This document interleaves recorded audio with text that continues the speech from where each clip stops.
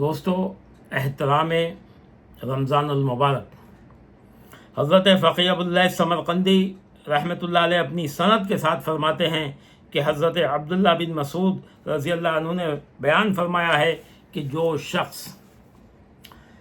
شخص رمضان المبارک میں روزہ رکھ کر خاموشی اختیار کرتا ہے اور اللہ تعالیٰ کے ذکر میں مصروف رہتا ہے، اس کے حلال کو حلال، اس کے حرام کو حرام سمجھتا ہے اور برے کاموں سے اجتناب کرتا ہے، تو رمضان المبارک کے اختتام پر، یعنی رمضان المبارک جب ختم ہو جائے گا تو اس کے تمام گناہ اللہ تعالیٰ معاف فرما دے گا۔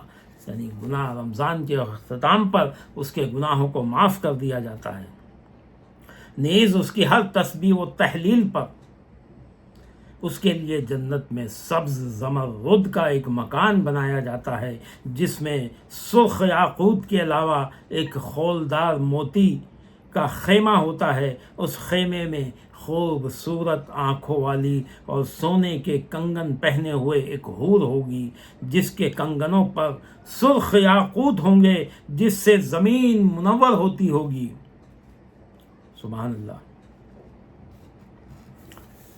سبحان اللہ۔ یہ صرف روزہ رکھ کے اور اللہ کے ذکر میں جو بیٹھ جائے اس کے یہ انعامات ہیں۔ حضرت ابن مسعود رضی اللہ عنہ روایت کرتے ہیں کہ رمضان المبارک کے قریب حضور نبی کریم صلی اللہ علیہ وسلم نے فرمایا کہ اگر لوگوں کو رمضان المبارک کی برکتوں کا علم ہو جائے تو میری امت یہ خواہش کرے گی کہ پورا سال رمضان المبارک ہی رہے۔ بنو خزاعہ کے ایک شخص نے بارگاہ نبوی صلی اللہ علیہ وآلہ وسلم میں عرض کیا کہ یا رسول اللہ صلی اللہ علیہ وسلم، رمضان المبارک کی کچھ برکات بتائیے۔ تو آپ صلی اللہ علیہ وسلم نے ارشاد فرمایا کہ پورا سال جنت کو رمضان المبارک کی آمد کے لیے آراستہ کیا جاتا ہے۔ جب رمضان المبارک کی پہلی رات آتی ہے تو عرش کے نیچے ایک ہوا چلتی ہے جس سے جنت کے درختوں کے پتے کھڑکھڑانے لگتے ہیں۔ حوریں یہ دیکھ کر بارگاہ خداوندی میں عرض کرتی ہیں کہ اے ہمارے پروردگار عالم، اس مہینے میں ہمارے لیے اپنے بندوں سے جوڑے خاص کر دے تاکہ ہماری آنکھیں ان سے ٹھنڈی رہیں اور ان کی آنکھیں ہم سے ٹھنڈی رہیں۔ پس جو شخص ماہ رمضان المبارک میں روزے رکھتا ہے تو اسے جنت کی 2 ایسی حوروں سے جوڑ دیا جاتا ہے جو خولدار موتی کے خیمے میں رہتی ہیں۔ ارشاد باری تعالیٰ عز و جل ہے کہ حور مقصورات فی الخیام، یعنی خوبصورت حوریں جو خیمے میں رہتی ہیں۔ اور خیمے کون سے ہیں؟ جو اس سے پہلے میں ذکر کر چکا ہوں، اس سے پہلے بتا چکا ہوں کہ خیمہ کیسا ہوگا۔ پھر ہر حور نے مختلف رنگوں کے لباس زیبتن کیے ہوں گے اور اسے 70 قسم کی خوشبوؤں سے نوازا جائے گا۔ ہر عورت موتیوں سے جڑے ہوئے سرخ یاقوت کے تخت پر ہوگی اور ہر تخت پر 70 قسم کے بستر ہوں گے جن کا اندرونی حصہ استبرق یعنی ریشم کا ہوگا۔ ہر عورت کی 70 کے قریب خادمائیں ہوں گی۔ یہ اجر تو صرف ہر دن کے روزے کا ہے۔ سبحان اللہ، سبحان اللہ۔ دوسری نیکیوں کا اور اس کے ثواب کا تو کوئی حساب ہی نہیں، ایک روزہ رکھنے کا یہ اجر ہے۔ سبحان اللہ، سبحان اللہ، سبحان اللہ۔ اور اس ماہ کی فضیلت کیا ہے؟ حضور نبی کریم صلی اللہ علیہ وسلم نے ارشاد فرمایا کہ رجب میری امت کا مہینہ ہے اور شعبان میرا مہینہ ہے، اور دیگر تمام مہینوں پر اس کی فضیلت ایسی ہے جیسے کہ تمام نبیوں پر میری فضیلت ہے، جبکہ رمضان المبارک اللہ تعالیٰ عز و جل کا مہینہ ہے اور اسے دوسرے تمام مہینوں پر ایسے فضیلت ہے جیسا کہ پروردگار عالم کو تمام مخلوق پر فضیلت حاصل ہے۔ سبحان اللہ، سبحان اللہ۔ دوستو، رمضان کا مہینہ آیا ہے، اتنا مبارک ماہ آیا ہے۔ ہمیں کوشش کرنی چاہیے کہ ہم اس مبارک ماہ اور اتنے فضیلت والے ماہ میں، اتنے برکت والے ماہ میں ہم اللہ کو راضی کر سکیں۔ اللہ ہمیں یہ توفیق دے کہ ہم اسے راضی کر سکیں، آمین۔ شب قدر کی فضیلت حضرت فقی ابو اللہ سمرقندی رحمۃ اللہ علیہ بیان کرتے ہیں۔ دوستو، بار بار میں حضرت فقی ابواللیث سمرقندی کا ذکر کر رہا ہوں. یہ فقی بھی ہیں، درویش بھی ہیں، صوفی بھی ہیں، اور یہ اولیاء کرام میں سے ہیں.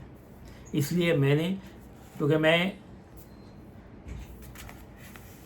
صوفی ہوں اور سلوک سے تعلق ہے میرا، تو میں مولوی بھی ایسا ہی چنوں گا جو علماء حق ہو. تو یہ علماء حق میں سے ہیں. یہ وہ ہیں کہ جن کی لکھی کتابوں کو بڑے بڑے اولیاء کرام نے پڑھا ہے. ان کی لکھی کتابوں کا ذکر حضور غریب نواز نے بھی کیا ہے، حضور بابا فرید نے بھی کیا ہے، حضور خواجہ نظام الدین اولیاء نے بھی کیا ہے. تو یہ وہ ہے. تو حضرت فقی ابواللیث سمرقندی رحمۃ اللہ علیہ بیان کرتے ہیں کہ حضرت خواجہ حسن بصری رحمۃ اللہ علیہ نے فرمایا، یہ حضور جو ہیں حضرت خواجہ حسن بصری حضرت مولا علی علیہ السلام کے پہلے خلیفہ ہیں، جن سے ولایت شروع ہوئی، جن سے طریقت شروع ہوئی، جن سے طریقت چلی ہے. یہ وہ چشتیت کے پہلے خلیفہ ہیں، خواجہ حسن بصری. تو حضرت خواجہ حسن بصری سے نقل کرتے ہیں حضرت ابواللیث سمرقندی، اور یہ نقل کرتے ہیں سرکار دو عالم صلی اللہ علیہ وسلم سے. حضرت خواجہ حسن بصری رضی اللہ عنہ نے فرمایا کہ حضور سید عالم نور مجسم صلی اللہ علیہ وسلم باہر تشریف لائے تو اس وقت لوگ آپس میں بات چیت کر رہے تھے. آپ صلی اللہ علیہ وسلم نے فرمایا کہ میں اس مقصد کے لیے آپ کے یہاں آیا ہوں کہ آپ لوگوں کو میں شب قدر یعنی لیلۃ القدر کی فضیلت سے آگاہ کروں، لیکن مجھے یہ خوف ہے کہ تم اسی پر اعتماد کر کے نہ بیٹھ جاؤ، اور قریب ہے اس میں بہتری ہی بہتری ہو، بس تم اسے آخری عشرے میں یا باقی 9 راتوں میں یا 5 راتوں میں یا 3 راتوں میں یا پھر آخری راتوں میں تلاش کرو. اور اس کی دیگر نشانیوں کے علاوہ ایک نشانی یہ ہے کہ یہ رات بالکل اجلی اور روشن ہوتی ہے، اس میں نہ گرمی ہوتی ہے نہ سردی ہوتی ہے. اس کی صبح میں سورج بغیر شعاعوں کے طلوع ہوتا ہے. جو شخص ایمان اور حصول ثواب کی نیت سے اس رات اللہ تعالیٰ عز و جل کی عبادت کرے گا تو اللہ تعالیٰ عز و جل اس کے تمام گناہ معاف فرما دے گا. دوستو، سرکار دو عالم صلی اللہ علیہ وسلم چاہتے تھے کہ اس رات بتا دیں، لیکن اللہ کی مرضی تھی کہ آپ نے کوئی مخصوص رات نہیں بتائی. آپ نے فرمایا تو اب یہ اچھا ہی ہے کیونکہ اس بہانے سے 10 راتوں میں اور بھی عبادت کرنے کا موقع مل جاتا ہے. 9 راتیں ہیں اور ایک رات انعام والی رات ہے. تو 21ویں شب سے لے کے اور چاند رات تک جتنی بھی راتیں ملیں، 9 ملیں، 10 ملیں، جو بھی ملیں، ان راتوں میں ہر رات کو یعنی جو طاق راتیں ہیں ان میں ڈھونڈنا چاہیے. جیسا 21ویں شب ہے، پھر 23ویں شب ہے، پھر 25ویں شب ہے، پھر 27ویں شب ہے، پھر 29ویں شب ہے. تو ان راتوں میں اس کو شب قدر کو تلاش کرو. یعنی ان راتوں میں تلاش کرنا یہ کہ ان راتوں کو قیام کرو اور اللہ تعالیٰ سے اپنی بخشش و مغفرت کی دعا کرو. حضرت فقی ابواللیث سمرقندی رحمۃ اللہ علیہ نے بیان فرمایا کہ حضور محمد مصطفیٰ صلی اللہ علیہ وسلم نے شب قدر میں قیام کو اور دن کے صیام کو ایمان اور احتساب کے ساتھ مشروط کیا ہے.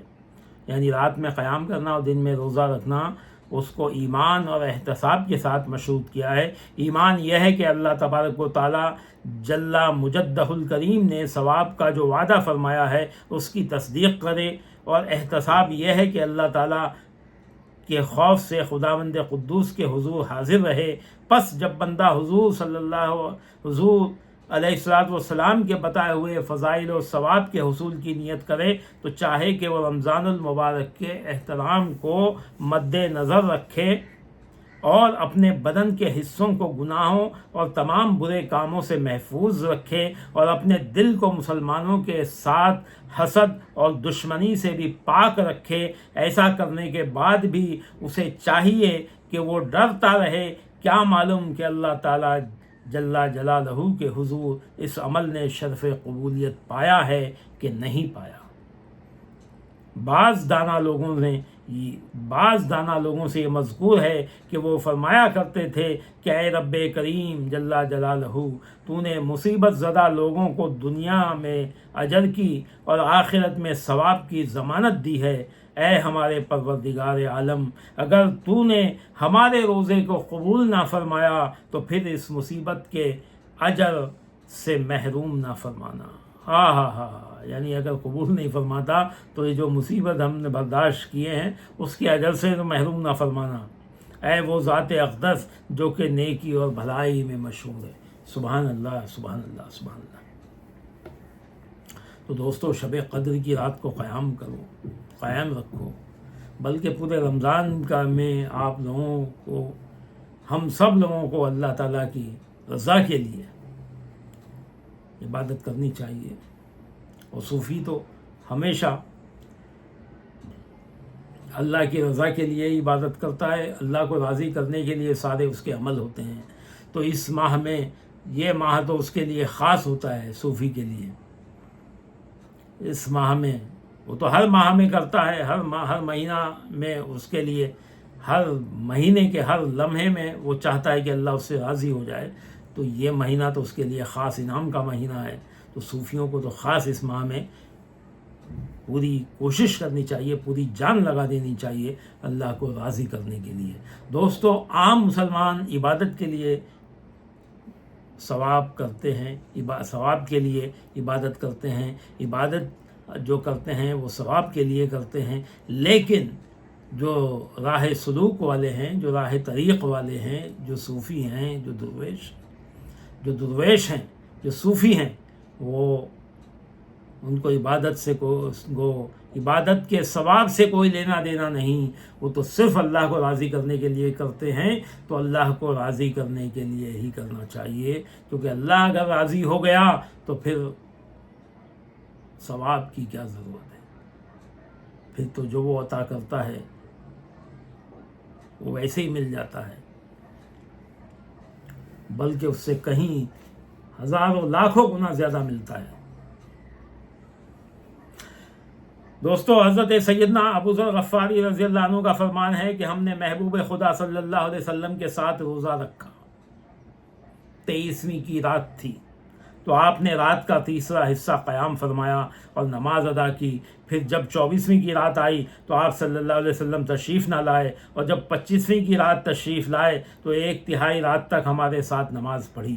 ہم نے عرض کیا کہ کس قدر بہتر ہوتا کہ ہم ساری رات نوافل ادا کریں، تو آپ صلی اللہ علیہ وسلم نے فرمایا کہ جو آدمی آ کر امام کے ساتھ نماز پڑھتا ہے تو اس کو مکمل رات کی عبادت کا ثواب ملتا ہے۔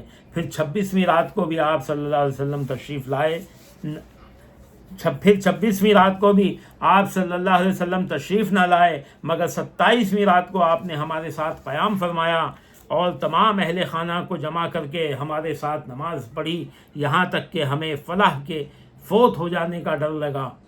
ہم نے عرض کی کہ فلاح کیا ہے؟ تو آپ صلی اللہ علیہ وسلم نے فرمایا کہ سحری کرنا فلاح ہے۔ دوستو، یہ تھی شب قدر کو قیام کرنے کا ثبوت سرکار دو عالم صلی اللہ علیہ وسلم سے۔ آپ نے خود 23ویں، 25ویں اور 27ویں کو قیام فرمایا ہے۔ حضرت ام المومنین حضرت عائشہ صدیقہ رضی اللہ عنہا نے کہا کہ حضور اکرم صلی اللہ علیہ وسلم نے رات کے ابتدائی حصے میں مسجد میں تشریف فرما ہوئے نماز پڑھی، لوگوں نے بھی آپ صلی اللہ علیہ وسلم کے ساتھ نماز پڑھی۔ صبح کو جب دوسرے لوگوں کو یہ بات معلوم ہوئی تو دوسری رات اور زیادہ لوگ جمع ہوئے، چنانچہ انہوں نے آپ صلی اللہ علیہ وسلم کے ساتھ نماز پڑھی۔ تیسری رات آپ صلی اللہ علیہ وسلم تشریف نہ لائے، البتہ فجر کی نماز کے لیے جب آپ تشریف فرما ہوئے اور نماز سے فراغت کے بعد ارشاد فرمایا کہ آج کی رات کا تمہارا حال مجھ سے چھپا نہیں ہے، لیکن مجھے اندیشہ ہوا کہ تمام رات کی یہ نماز تم پر فرض کی گئی تو تم عاجز آ جاؤ گے۔ دوستوں، یہ اس کی دلیلیں لوگ لے کے آتے ہیں تراویح کے لیے کہ تراویح کی رات، یہ تراویح سرکار نے بھی پڑھی ہے، اور اس حدیث کو لے کے آتے ہیں جو حضرت عائشہ صدیقہ رضی اللہ عنہا کی حدیث ہے۔ تو اس حدیث سے تو صرف 2 مرتبہ آپ کی تراویح پڑھنے کی، یعنی تراویح بھی نہیں، وہ نماز پڑھنے کی ہے، اب اس کو اور تراویح سمجھ لو یا کچھ بھی سمجھ لو، تو وہ اس کا ذکر آتا ہے۔ اور سرکار خود نہیں چاہتے تھے کہ تراویح کو اس طرح سے پڑھا جائے جیسا آج کے دور میں ہم پڑھ رہے ہیں۔ بہرحال تراویح ہے، ثواب کا کام ہے، نفلیں بھی ویسا پڑھتے ہیں تو پڑھنا چاہیے، لیکن صرف تراویح کو ہر چیز پہ مقدم کر دینا غلط ہے، کیونکہ یہ تراویح جو ہے، تراویح کو اس طرح سے جس طرح سے آج ہم پڑھ رہے ہیں، یہ حضرت عمر رضی اللہ عنہ کے دور میں قائم کی گئی ہے۔ یہ سنت رسول نہیں ہے، سنت خلفائے راشدین ہے۔ خلفائے راشدین میں بھی خلفائے جو پہلے خلیفہ ہیں ان کے زمانے میں نہیں ہوئی، اور حضرت عمر نے بھی بہت بعد میں شروع کی اس کو۔ بہرحال تراویح پڑھیں، سب لوگ پڑھیں، کیونکہ جتنا بھی نماز پڑھنے کا ثواب ہے، نفل کا بھی ثواب ہے اس میں، اور قرآن پڑھنے کا بھی ثواب ہے اس میں، نفل بھی ہو جاتی ہے، قرآن بھی سننے کو مل جاتا ہے، تو 2 ثواب ہیں۔ تو جس کو چاہیے وہ پڑھیں، اور جو معذور ہیں اگر وہ نہیں پڑھنا چاہیں تو نہیں بھی پڑھیں، ہر انسان کے اپنے، لیکن اس کو فرض کے مقام تک کھڑا کر دینا جیسا آج کا دور ہے، یہ نہیں ہونا چاہیے۔ حضرت ام المومنین بی بی عائشہ رضی اللہ عنہ روایت کرتی ہیں کہ حضور نبی کریم صلی اللہ علیہ وسلم لوگوں کو قیام رمضان کی ترغیب دیتے، لیکن وصال مبارک تک حکم نہ فرمایا۔ ترغیب دیتے تھے، حکم نہیں فرماتے تھے۔ سمجھ میں آیا؟ ایسا ہی تراویح کے لیے بھی ہے کہ اگر میں روزانہ آؤں گا، تیسرے دن بھی آ جاتا تو مجھے ڈر تھا کہ کہیں تراویح کو فرض نہ کر دیا جائے، تو فرض اگر کر دیا جاتا ہے تو پھر وہی حال ہوتا ہے جیسا نمازیں چھوڑتے ہیں، روزے چھوڑتے ہیں، تو تراویح بھی چھوڑ دیتے ہیں۔ آج جو اہتمام ہو رہا ہے، فرض ہوتا تو یہ اہتمام نہیں ہوتا۔ حضرت ام المومنین بی بی عائشہ رضی اللہ عنہ روایت کرتی ہیں کہ حضور نبی کریم صلی اللہ علیہ وسلم لوگوں کو قیام رمضان کی ترغیب دیتے، لیکن وصال مبارک تک حکم نہ فرمایا۔ پھر حضرت سیدنا صدیق اکبر رضی اللہ عنہ، حضرت سیدنا عمر فاروق رضی اللہ عنہما کے دور حکومت میں ایسا ہی رہا، مگر بعد میں حضرت سیدنا عمر فاروق رضی اللہ عنہ نے لوگوں کو اس نماز کے لیے حضرت ابی بن کعب کی امامت میں جمع کر دیا۔